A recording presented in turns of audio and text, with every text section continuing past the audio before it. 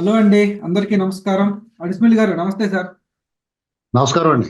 Sir, ఎన్నికల ముంగిట సరే సంక్రాంతి బరిలో మనకి కోడి పందాలు, పందెం కోళ్ళు పోటాపోటీగా నువ్వా నేనా అని భీమవరం వైపు పొట్లాడుకుంటాయి. అలాంటి రసవత్తరమైన పందెం కోళ్ళ ఫైట్ కనిపిస్తుందేమో అనిపిస్తుంది నాకు భీమవరం ఆ ప్రాంతంలో. అంటే రెండు పందెం కోళ్ళు ఏంటంటే ఒకటి రఘురామకృష్ణరాజు గారు, ఒకళ్ళు జగన్ గారు.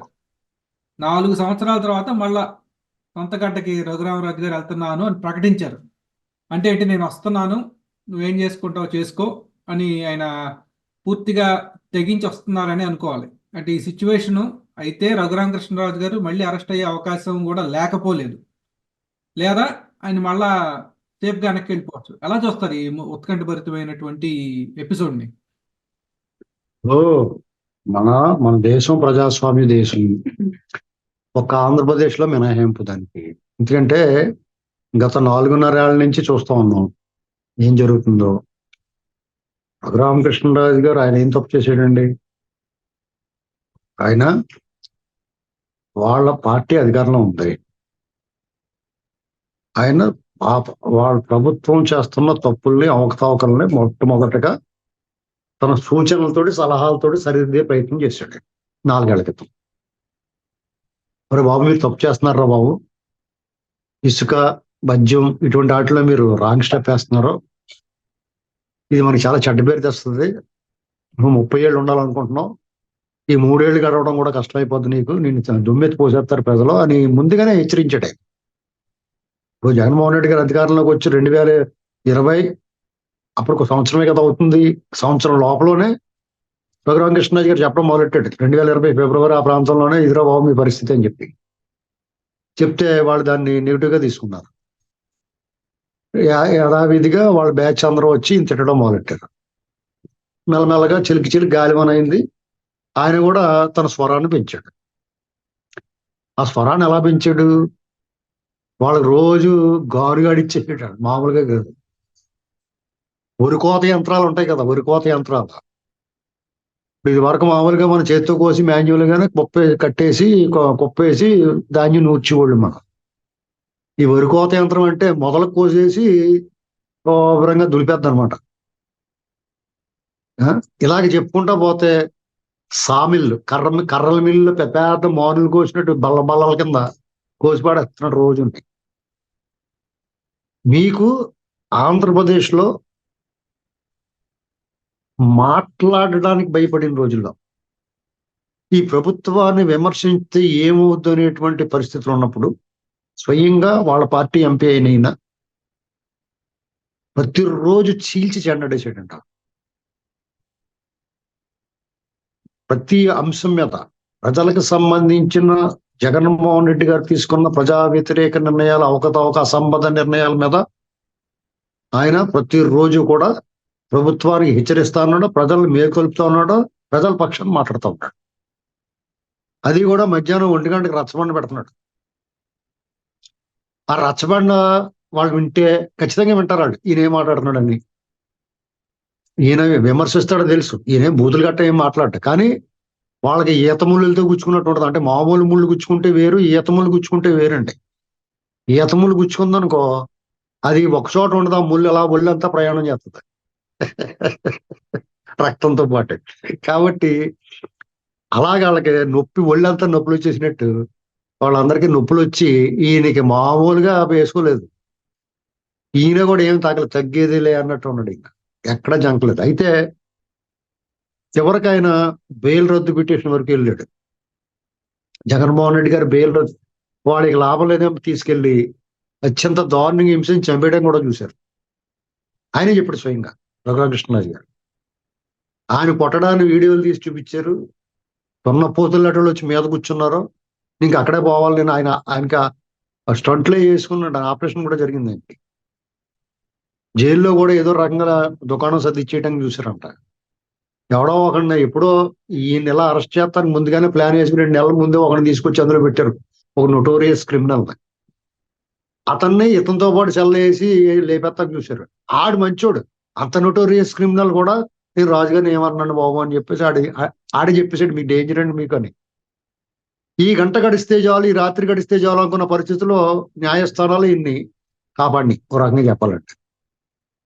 ఆయన చాలా మీకు ఇక్కడ మనం గమనించాల్సింది ఏంటంటే, అతని కంటే గరుడు ఆచంట మల్లన్న అన్నట్టుగా జగన్మోహన్ రెడ్డి గారు పైనుంచి కిందకి వ్యవస్థల్ని బ్రహ్మాండంగా మేనేజ్ చేసిన, ఎక్కడికక్కడ వైద్యుల్ని వీళ్ళని మొత్తం అందరూ మడతలు పెట్టి మేనేజ్ చేసి బెదిరించి భయపెట్టి లొంగ తీసుకున్న రఘురామకృష్ణరాజు గారు కూడా, ఆయన కూడా పరపతున్నవాడు కూడా బయటపడ్డాడు. ఇంకోటి ఎవడనైతే దుకాణం సర్దేసుకున్నాడు. అంటే అంత దారుణం అన్నమాట. ఇక్కడ మన దురదృష్టం ఏంటంటే వ్యవస్థల లోపం. ముందు వ్యవస్థలు వీటి గురించి మాట్లాడుకుందాం. ఆయన పార్లమెంట్ సభ్యుడండి, 7-8 లక్షల మందికి ప్రతినిధి అయిన. చట్టాలు చేస్తే ఈ దేశాన్ని నడిపించాలంటే ఏ పార్టీ అనవసరం. భారత పార్లమెంట్ లో సభ్యుడంటే ఈ దేశాన్ని నడిపించడానికి చట్టాలు చేసే చట్ట సభలో, అత్యున్నత స్థాయి సభలో సాక్షాత్తు ప్రధానమంత్రి గారు సహచరుడు. ఈయన ప్రధానమంత్రి గారు కూడా పార్లమెంట్ సభ్యుడే, ఈయన కూడా పార్లమెంట్ సభ్యుడు. ఆయన అధికారంలో ఉండొచ్చు, ప్రధానమంత్రి అయి ఉండొచ్చు. ప్రాథమికంగా వీళ్ళిద్దరు పార్లమెంట్ సభ్యులు, సహచరులు. అటువంటిది రఘురామకృష్ణరాజు గారు తన సహచర సభ్యుడికి ఇంత దారుణమైన దుర్మార్గం జరిగితే వాళ్ళు ఎవరో పట్టించుకోకపోవడం చాలా దురదృష్టకరం. అయినా సరే ఇవాళ వరకు కూడా రఘురామకృష్ణరాజు గారు ఆ విషయాన్ని మెన్షన్ చేయట్లేదు, అది వేరే కథ. కానీ లోక్సభ స్పీకర్ కానీ, ఆ ప్రివిలేజ్ కమిటీలు కానీ, పార్లమెంట్లో సభ్యులకి ఇలాంటివి జరిగినప్పుడు వాళ్ళు స్పందించాల్సిన వాళ్ళు ఎవరు స్పందించాల. అదే బండి సంజయ్ వాళ్ళకి ఏదైనా జరిగితే మాత్రం అసలు జరిగిందో లేదో తెలిసి ముందే వాళ్ళు వచ్చేసి స్పందించేస్తారు. ఇది ఒకటి మనం గమనించాలి. అంటే జగన్మోహన్ రెడ్డి ఇన్ఫ్లుయెన్స్ ఏ రేంజ్ లో వాళ్ళని అక్కడ లెవెల్లో పెట్టాడు అనేటువంటిది, లైన్ లో పెట్టాడు అనేటువంటిది మనకు స్పష్టత అవుతుంది.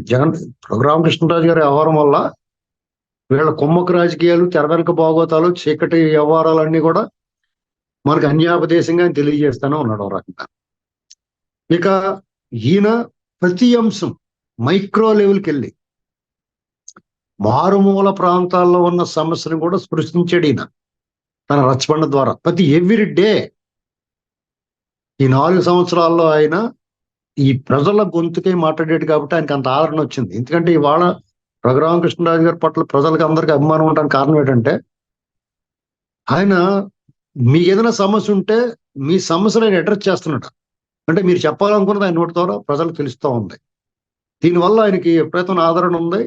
అలాగే ఇప్పుడు ఆయనకి ఘనంగా స్వాగత ఏర్పాట్లు చేసి రాయమండ్రి ఎయిర్పోర్ట్ దగ్గర నుంచి కానీ, తర్వాత ఆయన భీమవరం వెళ్ళే వరకు కూడా, ఆయన క్యాంప్ ఆఫీస్ చేరుకునే వరకు కూడా నభూతో నభవిష్యత్ అనేటువంటి కాన్వాయ్ నడుస్తుంది. ఇప్పుడు ఆయనకి అపూర్వ స్వాగతం లభిస్తుందండి. ఇదంతా రావాలంటే డబ్బులు ఇచ్చి కొనుక్కుంటే రాదు, ప్రజల్లో రావాలంటే వాళ్ళ ఇంటెన్షనల్ గా వాళ్ళ మనసులో ఉండాలి, ఈ మనిషి మన కోసం పోరాడాడు కదా అని.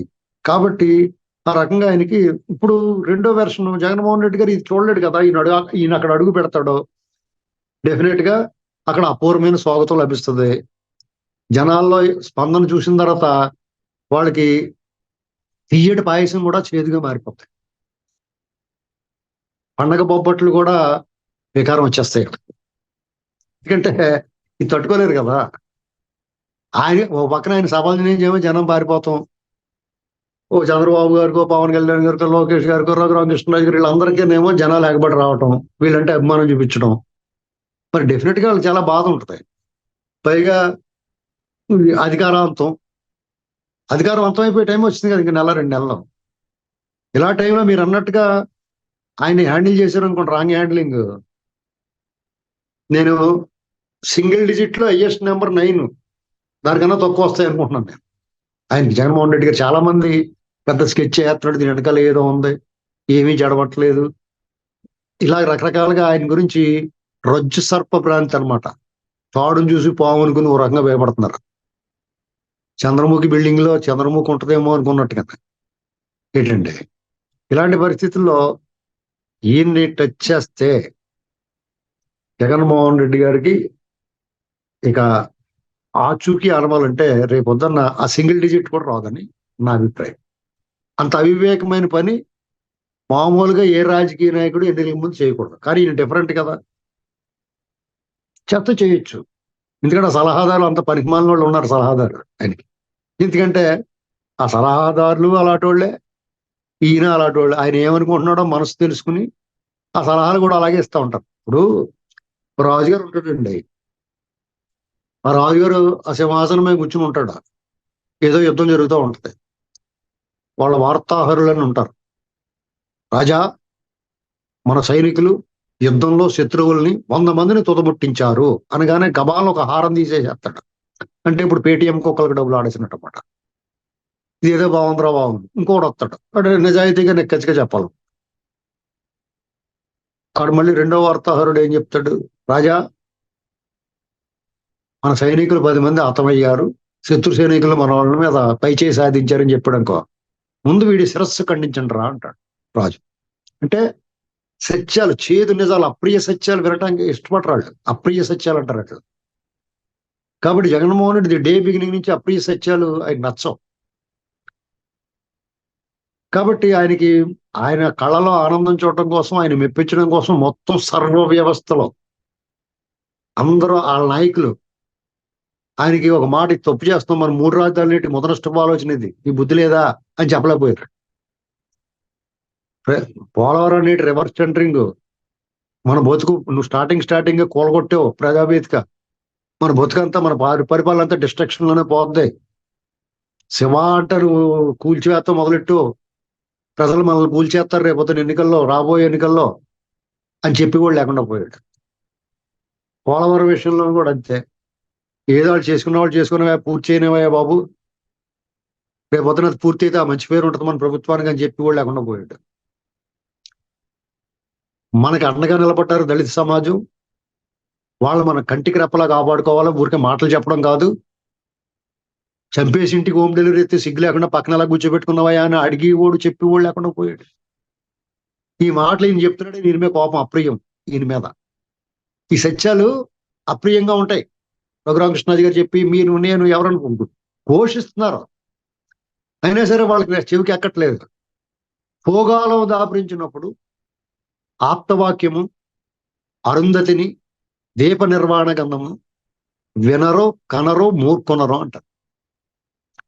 అంటే ఆప్తవాక్యం, మంచివాడు మంచి మాట చెప్తాడు, "ఓరు బాబు అక్కడ పావులు ఉన్నాయి, ఎలకరా బాబు, నువ్వు తప్పు చేస్తున్నావు, ఆ తప్పు చేయకరా బాబు" అని చెప్తే పెడచెవిని పెడతాడు, వినడం. అరుంధతిని చూడరా బాబు, పుణ్యలోకాలకు వెళ్తారు, ఈ మంచి జరుగుద్ది అంటే కళ్ళు మూసుకుంటాడు చూడడం. దీప నిర్వాణ గంధం, దీప నిర్వాణ గంధం ఏంటంటే మంచి స్వచ్ఛమైన ఆవు నేతిలో నానబెట్టిన మేలు రకం పచ్చితోటి చేసిన ఒత్తుల్ని నానబెట్టి అవి దీపారాధన చేసిన తర్వాత, అవి కొండెక్కిన తర్వాత దాని తాలూకు నుసి ఉంటుంది చూసారా, అది దీప నిర్వాణ గంధం అంటారు దాన్ని. అది ఒంటికి పూసుకున్న, నుదుటి ధరించిన ఆరోగ్యం, పుణ్యం, పురుషార్థం అన్ని కలిసి వస్తాయి. ఇది ఏవి చేయరండి వాళ్ళు. అంటే పూగాలం. ఇంకోటి ఏంటంటే అధికారము, సంపద అది శాశ్వతం అనుకుంటారు. ఇప్పుడు జగన్మోహన్ రెడ్డి గారు వాళ్ళు ఏమనుకుంటారు, ఈ అధికారం శాశ్వతం, మనకి ఈ సంపద శాశ్వతం, మనకు తిరిగే లేదు, మన మహారాజులు చక్రవర్తులు, మన దగ్గర రాజును మించిన రాజభక్తి ప్రదర్శించే వ్యక్తులు ఉన్నారు. సిరితా వచ్చును సలలితముగా నారికేళ సలిలము భంగిన, సిరితా పోయిన పోవును కరిమింగిన వెలగపండు చందు. ఇది అందరికీ తెలిసిందే. దీని అర్థం ఏంటంటే సంపద గాని, అధికారం గాని, ఐశ్వర్యం గాని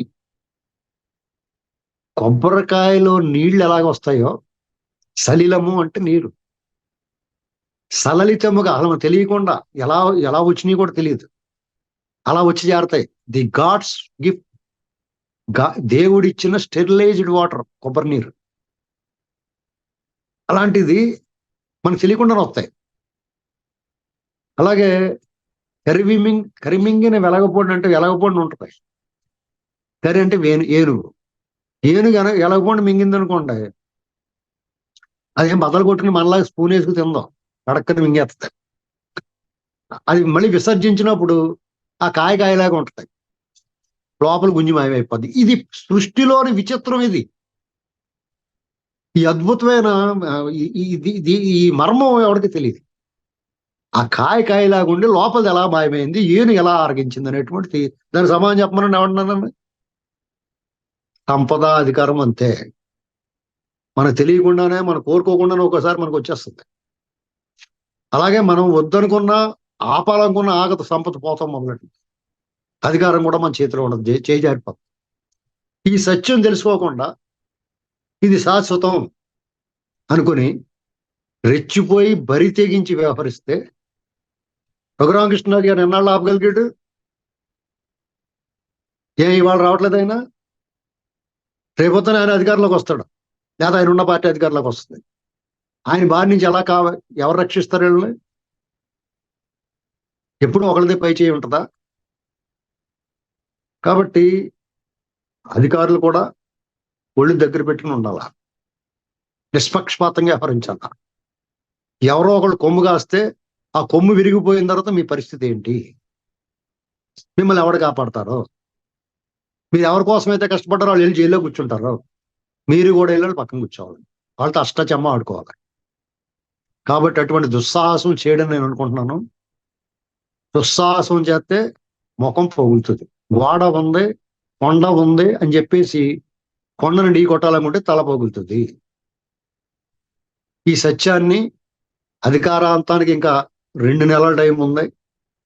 ఈ లోపల మనం ఎందుకులే, మనకు ఆ జోలికి ఎందుకు, మనం అనవసరంగా ఆయన హైలైట్ చేయడం ఎందుకు అని అనుకుంటే, ఎవరన్నా ఇప్పుడు చెప్పగలిగితే గోడావతల నుంచి అన్నాను. ఎందుకంటే ఎదురుకుండా చెప్తే మొగమే గుర్తాడేమని భయం వాళ్ళకి.